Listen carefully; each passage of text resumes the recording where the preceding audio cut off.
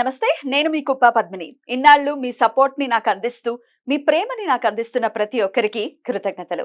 ఇప్పుడు చూడబోతున్న ఈ వీడియో కూడా ఖచ్చితంగా మీకు ఉపయోగపడుతుంది. లైక్, షేర్ అండ్ సబ్స్క్రైబ్ చేసి మీ ఇష్టాన్ని అలాగే మీ సపోర్ట్ ని నాకు అందించండి. అలాగే ఈ వీడియో పట్ల మీ అభిప్రాయాన్ని కమెంట్ సెక్షన్ లో కమెంట్ చేసి నాకు తెలియజేయండి. నమస్తే, వెల్కమ్ టు అవర్ ఛానల్. నేను పద్మిని. ప్రస్తుతంతో పాటు ప్రముఖ ఆధ్యాత్మికవేత్త, ఆస్ట్రో న్యూమరాలజిస్ట్, ఎనర్జీ వాస్తు స్పెషలిస్ట్, శ్రీవిద్యోపాసకురాలు శ్రీమతి జయప్రద గారు మనతో పాటు ఉన్నారు. మాట్లాడదాం. నమస్కారం అండి. నమస్తే అమ్మా. శ్రీమాత్రే నమః. జయప్రద గారు నక్షత్రాల గురించి చెప్తూ ఉన్నారు.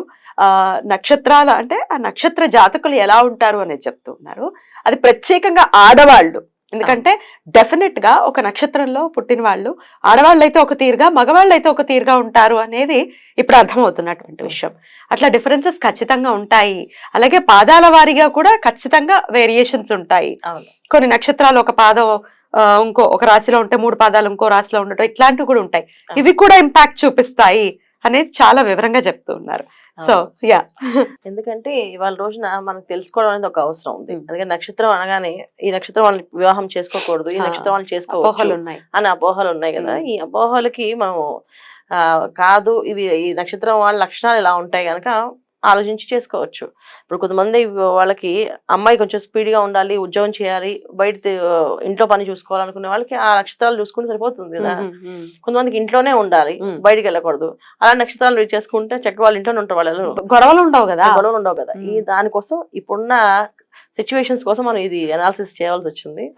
అంటే ఇది నాకు చాలా ఇంట్రెస్ట్ అనమాట. డెఫినెట్లీ ఇష్టం మీద ఆడవాళ్ళని మగవాళ్ళని కలిపి ఒకటే మాట మీద ఒక నక్షత్రం ఇలా ఉంటారని అని వేసేస్తే అదొక అభాండం కింద పడింది కదా అని చెప్పి రీసెర్చ్ చేస్తూ ఉన్నారు కదా. రీసెర్చ్ చేయాలి. ఎన్నేళ్ల నుంచి రీసెర్చ్ చేస్తూ ఉన్నారు? దాదాపు 20 ఏళ్ళు అవుతుంది. 20 years. అప్పటి నుంచి నేను ఇది చేస్తూనే ఉన్నా. వచ్చేటటువంటి జాతకాలని ఖచ్చితంగా జాతకాన్ని చూడటము, తర్వాత స్త్రీలతో ఎక్కువగా మాట్లాడటము.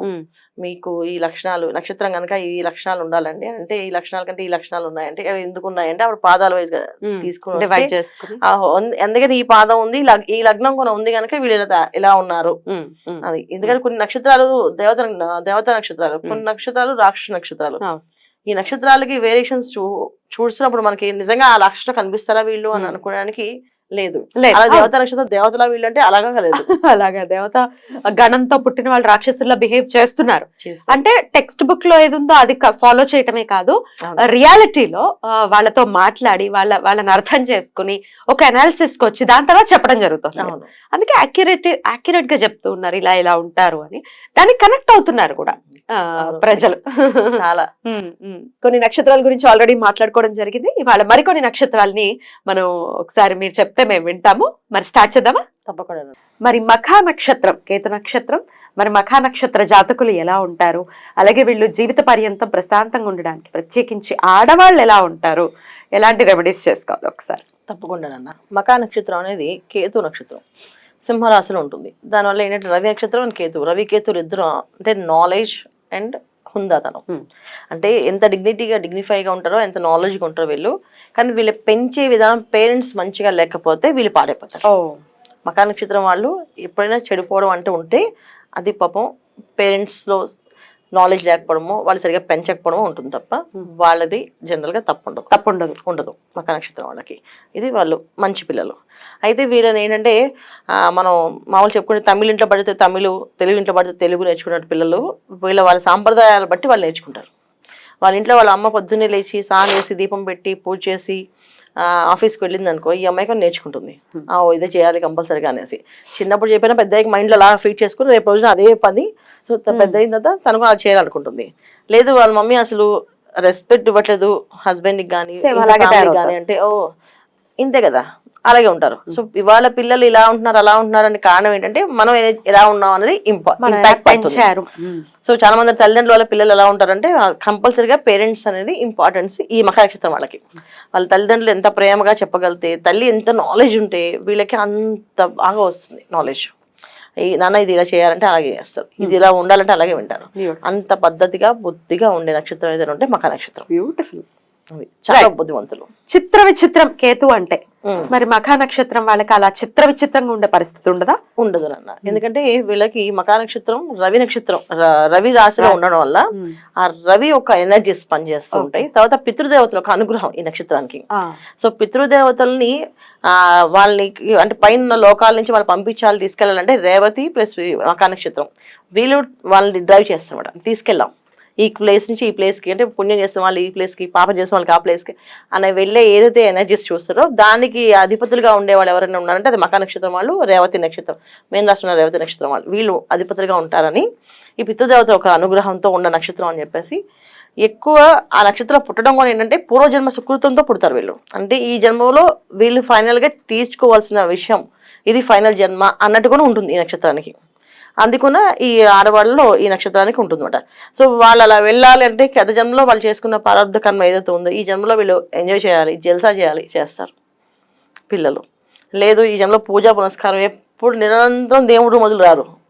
అలా అని కూడా మకర నక్షత్రం వాళ్ళు అసలు ఆ దేవుడు వదిలి రారేంటారు బాబు, వీళ్ళు ఎక్కడికైనా వెళ్ళాలంటే ఎక్కడికైనా పూజ ఉంటే వస్తానండి, కార్యక్రమం ఉంటే వస్తానండి, ఎంత దూరమైనా వస్తానండి అని చెప్పే వాళ్ళు కూడా వీళ్ళే ఈ నక్షత్రం వాళ్ళే. ఎందుకు ఇంత దూరమైనా వస్తానంటే వీళ్ళు పూజకి తప్ప ఇక దేనికి రారంటే వాళ్ళ జన్మ అలా రాసి పెట్టింది అంతే.